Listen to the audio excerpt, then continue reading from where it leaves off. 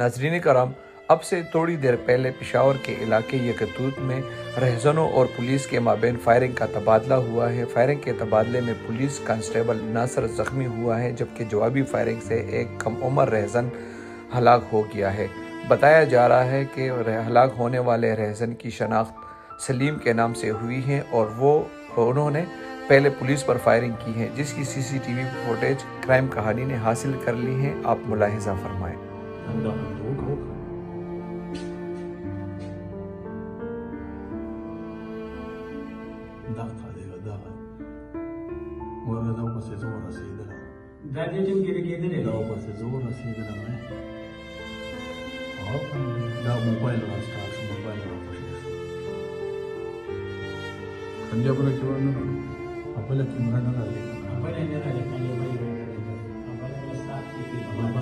Apa